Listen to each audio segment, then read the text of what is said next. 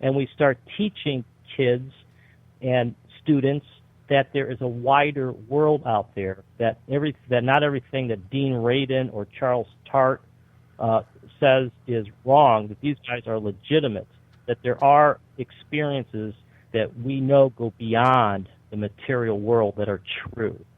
So I do think it's going to take a while. I do think that people have to come to their own conclusions, but I'm optimistic that eventually this is where you wind up because it explains more. Is it possible that in this day and age that religion is no longer required by society? Yeah, I mean, religion is something that, you got to define your terms, and a lot of people would probably define it as being a set of beliefs that picture God in a certain way, that rely upon historic ancient texts, Christianity and Islam being two examples. And I think that over time we'll start realizing that those forms of faith are no longer necessary because we start having faith in ourselves. We start looking to ourselves. We no longer need to pray to something outside of us. We start building up our own energy. We start exploiting or realizing our own potential as divine beings. But this is a growing process. It's something that for some people will never happen because of the fierce, fervent belief that many people have in religion. But I do think it's a natural process, and I think we're seeing it happen right now with the gradual decline of people following organized religions. All right, let's say you're right. What do you think will change?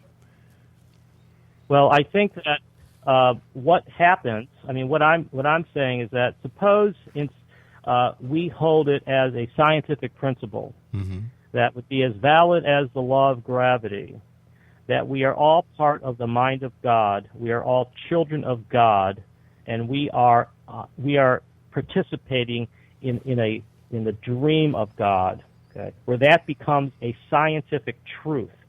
All of a sudden, we're now spending our time, money, technology on nurturing the human spirit, on feeding people, sheltering people, giving them something productive to do, on entertainment, on enjoying ourselves more, instead of spending our funds fighting each other over religious disagreements, over different nationalities, over territories, over exploding atoms to find the ultimate God particle. We start directing this enterprise of humankind on a course that is consistent with the way of the world. And to me, that is the journey that we need to get on, because there's something in it for everybody. And that to me is the ultimate vision, science, and the dream of God.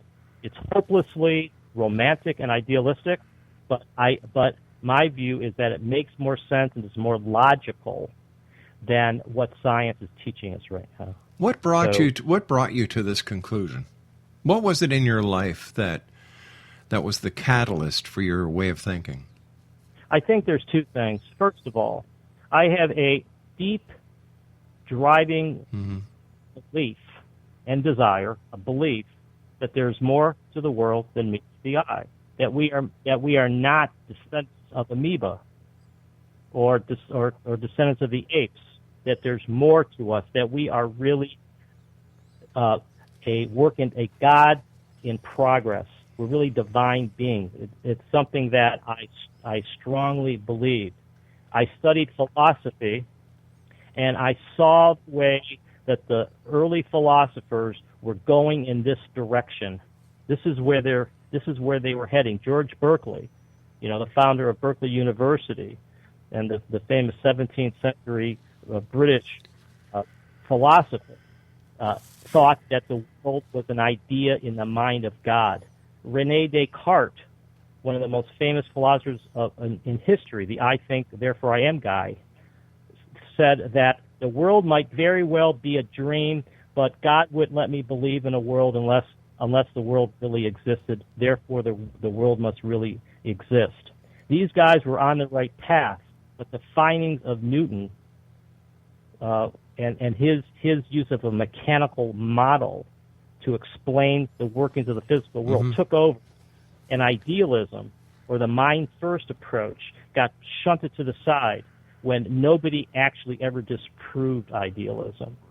And so I think that, so I put that picture together in college. I said, that's the answer. We've got to carry forward the idealistic program. We've got to bring it back into the current world, update it, because materialism is on its last legs. It's no longer suitable for explaining the world.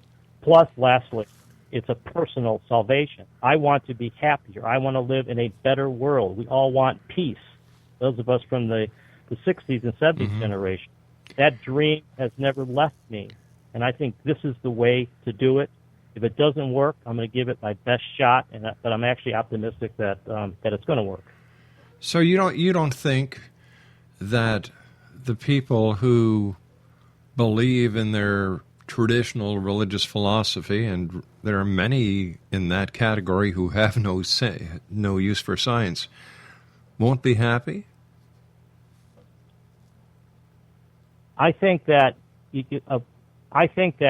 this view of the world authenticates the underlying beliefs of religion. A better world, a world of peace, a world of brotherhood. It makes it real. It makes it real. The question is, do you want to freeze yourself in time with a 2,000-year-old interpretation of what God is, or do you want to update the interpretation and find out whether the truths of the Bible, the Quran, the Upanishads, all these books, whether they could actually be real and true? So I at the end of the day, I think that the religious folks should like what I'm saying, because I'm actually giving them a logical basis for God. I'm actually saying what you believe is actually true. You just got to tear yourself away from this archaic interpretation of what God is.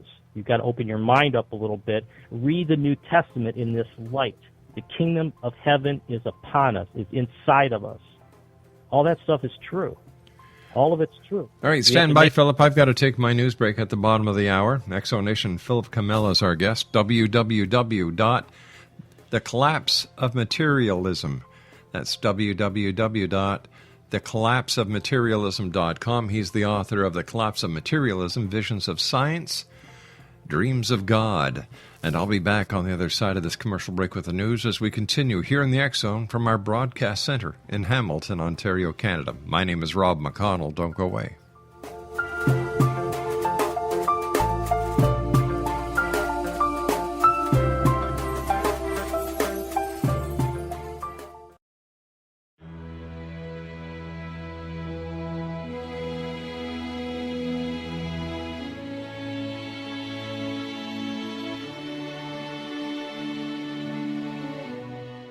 My name is Rob McConnell, and I would like to tell you about a very special lady that I have the pleasure of knowing, and that's Miss Sylvia Anthony. Sylvia Anthony believes the golden years are a time to gear up and get busy, not relax and take it easy. She has faced many hardships in her 84 years, but they have made her stronger and more determined. As founder and president of Sylvia's Haven, a shelter for women and their children near Boston, Sylvia has helped transform over 1,086 lives in the past 27 years, not only with housing, but also providing direction as to where they can go to develop the earning skills they want and need to live free from difficult domestic situations. Sylvia's Haven is everything to Sylvia Anthony, even calling it her magnificent obsession. Women who qualify for the program at Sylvia's Haven receive assistance via guidance counselors to find the appropriate job opportunity. Women and their children may remain at the housing for up to 2 years. At the end of this time, or sooner, a woman who is successfully employed and has an apartment or home may leave Sylvia's Haven to begin a new and independent life. Now this is where you come in to help make Sylvia's dream into a reality. Sylvia's dream is to have a Sylvia's Haven in every state to help as many women and their children as she can, and to help this dream come true. A crowdfunding site has been established which can be accessed at www.sylviasdream.org. Now that's www.sylviasdream.org. With your financial help and support, Sylvia Anthony will continue to help those in their time of need, not only in the Boston area, but with her dream of having a Sylvia's Haven in every state of the United States. Your help is needed to make Sylvia's dream come true. Please visit and give at www.sylviasdream.org. Once again, www.sylviasdream.org. And remember, the only difference between a dream and reality is just doing it. We need your help to make Sylvia's dream come true. Visit www.sylviasdream.org. Once again, www.sylviasdream.org. For the X Zone Radio TV show and the X Chronicles newspaper, I am Rob McConnell.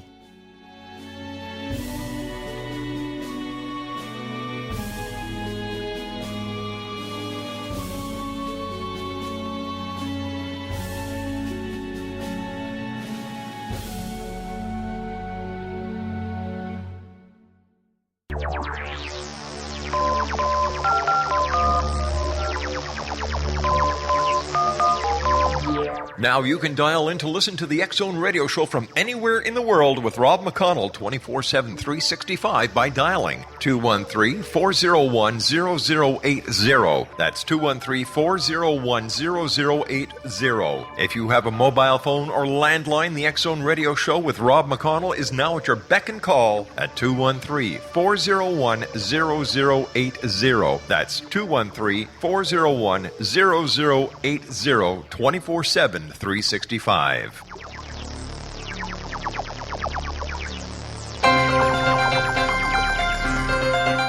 This is the X Zone Broadcast Network, broadcasting worldwide on broadcast affiliates and satellite program providers, including CNN Broadcast Network, Sirius Satellite Network, Star Media, Good News Radio Network, Angel Broadcast Network, Wiki Broadcast Network, and WPBN TV.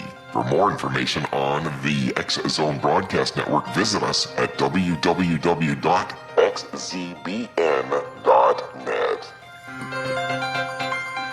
Welcome back, everyone. Philip Comella is our special guest this hour. www.thecollapseofmaterialism.com. Philip, if you had to summarize the message of your book in a few sentences, what would you say? I think that you have to question what science and what religion tells us, because if it's true, it will withstand questioning. The scientific community believes that we came from the dust, that we are fundamentally mindless matter and forces twirling around with no purpose. Investigation from quantum theory shows that this is not correct. The quantum theory shows that we really live in a world of the mind, and that's exactly what the idealistic philosopher said. And when we take that approach, a mind-first approach, look at the world as a dream of us carrying out the mission of God to make a heaven on earth, the world starts making sense. So I say, stop for a second, look at the world mind first, make it a thought experiment, but try it out. It starts making sense. But here you're saying, that we're actually living out a dream of God. Doesn't that contradict what you're saying about you can't have religion and science at the same time? No, I don't see the contradiction.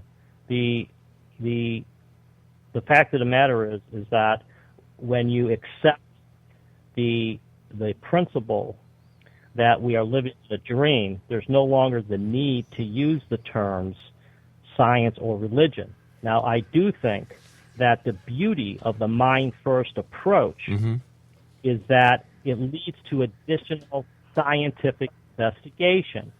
It opens up and makes more legitimate investigations into the paranormal, into psychic phenomena, into life after death. It underscores the need to do better experiments on on the Global Consciousness Project. To what degree can multiple people affect